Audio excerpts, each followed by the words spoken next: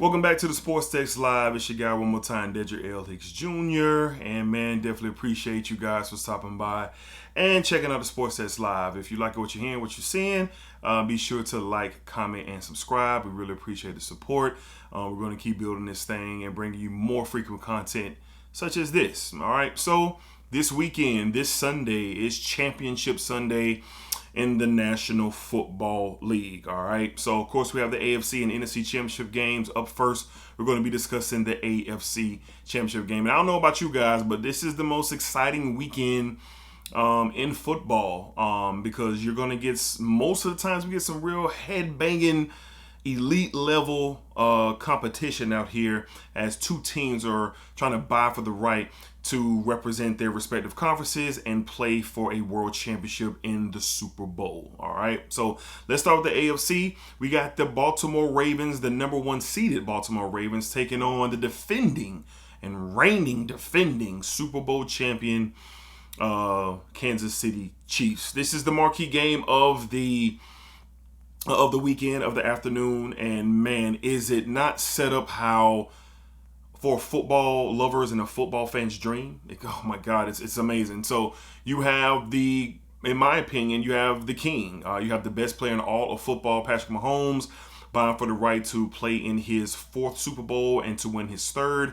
The Chiefs were an up and down team this year, and injuries and drop balls and the whole Taylor Swift extravaganza, bringing all kinds of distractions and conversations that necessarily hasn't come out of Kansas City. And you've seen them deal with it. They battled, and somehow, some way, they end up winning the AFC West, getting into the playoffs, taking care of business versus the Dolphins. And then the true road test, Yeah, the true road test against the Buffalo Bills. And Patrick Mahomes went in there and got an A+.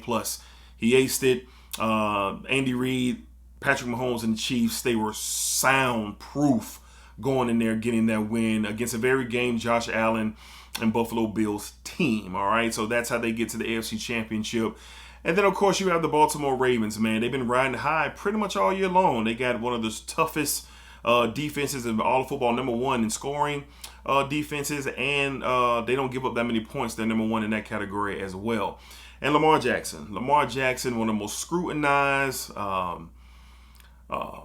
conversated about, hot and cold type of content that's always wrapped around Lamar. He finally gets his chance to, so to speak, prove the doubters wrong. He's not proving me wrong because I already know about Lamar, and I know he's one of them ones for sure. So we got this colossal matchup. Lamar needs this. It is set up perfectly. You got to beat a man. You got to beat the man. Shout out Ric Flair. The king is coming to town, and Lamar is going to be a two-time MVP when that award is given out in just a week or 2 weeks from now. But Lamar wants it all, and he said it on the night that he got drafted that he was going to bring the Ravens a Super Bowl championship.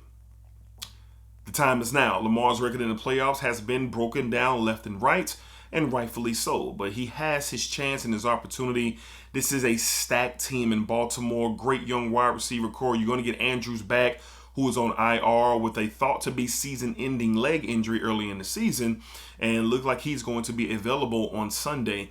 John Harbaugh is just one of the most elite culture shifters and elite CEOs in all of football for the Ravens, and everything is lined up, home field advantage. You know, the game is in Baltimore, set up perfectly for Lamar, and I'm rooting for him. I'm rooting for Lamar Jackson. I've been a fan ever since he railroaded my Florida State Seminoles 63-3 when he was at Louisville, his Heisman Trophy year. So I know he's that one. But here's the thing. With everything aligned for Lamar still has to look across the field and sees two numbers, a 1 and a 5. That represents 15. And 15, Patrick Mahomes, he is the one. I don't care where you put him. They said last week when he was on the road, oh my God, he's never been in an environment like this. This is Buffalo. You're going to come in. He said, what Buffalo? And mistake-free football guided and led his team to that very much so impressive victory up in Buffalo. Patrick Mahomes is 13-3 in the playoffs. He has 3 losses, 2 to Tom Brady and 1 to Joe Burrow. This is 6 straight AFC Championship game. He has nothing to prove. But he is in conversation and running that race to be the GOAT. I don't think he's the GOAT just yet. I'll never disrespect Tom because Tom is the GOAT. But that's what Patrick Mahomes is going to be playing for, his legacy, which is already cemented. He's already a Hall of Famer. He's already, in my opinion, a top 5 most talented quarterback that I've ever seen, possibly number 1. So with all those elements involved, you're going to get a main event World Heavyweight Championship spectacle. That's what it's going to be. So in my opinion, between all the storylines, everything that's going on, I still think it's going to go one way. And I got to go with what my eyes haven't seen a lot. And my eyes haven't seen Patrick Mahomes lose a lot. If anybody's going to be game and anybody's going to be ready to go, it's going to be him. And for, quite frankly, I think all the pressure's on Lamar and the Ravens. Lamar has talked about this moment. The Ravens have talked about this moment. There's so much at stake to prove them wrong. Well, Patrick Mahomes and the Chiefs are coming in just playing ball, in my opinion. In the media, you've seen all the talk about Lamar, and rightfully so. He's going to be a 2-time MVP soon. But when it's all said and done, I have to see Mahomes lose again, and I haven't seen him lose in quite some time. He's a reigning defending Super Bowl champion. Do you remember the roster that he had going in there? Minus Travis Kelce, who's an all-world Hall of Famer, might even be the best tight end ever. Do you remember the receivers that he was throwing to when he beat a Philadelphia team who were better than the Chiefs? On paper, top to bottom, the Eagles were better, but the Chiefs won. And now you're coming in here when the Baltimore Ravens are better than the Kansas City Chiefs, top to bottom. But the Chiefs will win, and I'm going with the Chiefs to win this game 28-24. Could get a little rain in Baltimore, but that's going to be my pick.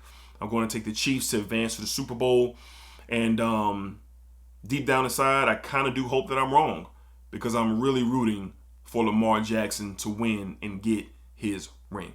All right, let's move along to the NFC Championship game. You have the number 1 seeded 49ers who have been cruising all year long against a really upstart program led by Dan Campbell and the Detroit Lions. How about the Lions story? How about since Campbell's been there, since he was going to bite you at the knees, to getting in a accelerated pace for victories and culture change with the Detroit Lions. Jared Goff has been sensational. They have a lot of young talent around them offensively and defensively. The coaching staffs are locked in for the Lions, and they have them ready to go. Now, I will say this. The line for this game is 7.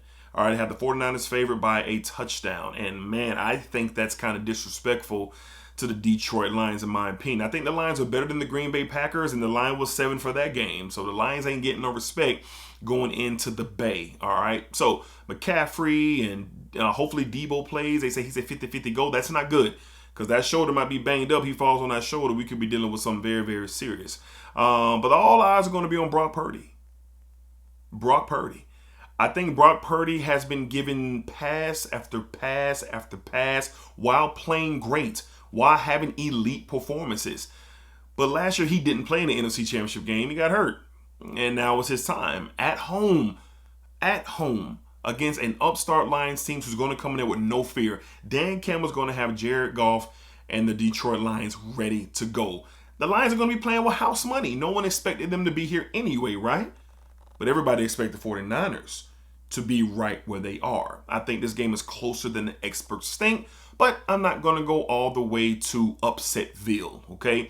I think Kyle Shanahan is pound for pound right next to Andy Reid, the best coach in all of the National Football League, and I think he would make the proper adjustments for Brock Purdy not to lose this game. And what do I mean by that? Well, he has weapons, and Purdy's going to get the ball out of his hands quick and fast, get into those weapons' hands, and move up down the field. See, you're going to see a lot of Christian McCaffrey. If you're on Prize Picks or DraftKings or anything, anytime touchdown, Christian McCaffrey, you're welcome. McCaffrey's going to be used a lot, receiving, rushing. Hell, he might even throw a pass or two. But I think all in all, I think the balance of the 49ers and how talented they are on both sides of the ball are going to cause a little bit too much of a problem for Detroit as we get in the fourth quarter. The one thing about Jared Goff is he can rattle a little bit under pressure. We've seen that. But I will give it to Goff. He has played with an energy that makes you think that that's not going to show up. But until I see it, I can't believe it. So, tight game. 49ers win. I'm calling for a 26-23 San Francisco 49ers win as they advance to the Super Bowl. All right. So would I be surprised if the Lions won? Yeah, I would be, because the Detroit Lions don't go to the Super Bowl. Or will they? I guess we're going to have to wait and see. All right, so fantastic football weekend. Can't wait to see how it shakes out. AFC and NFC championship games. We'll be here to cover the Super Bowl and break down the games after the games are wrapped up. So looking forward to see how everything shakes out for sure. All right, so hopefully you guys enjoyed this episode of the Sports Desk Live. Be sure to hit that thumbs up and leave a comment down, and go against what I said or ride with what I said. Let me know down below in the comments. But stay tuned for more content from the Sports Desk Live. All right, till next time, y'all be cool, be safe, and enjoy the game. All right.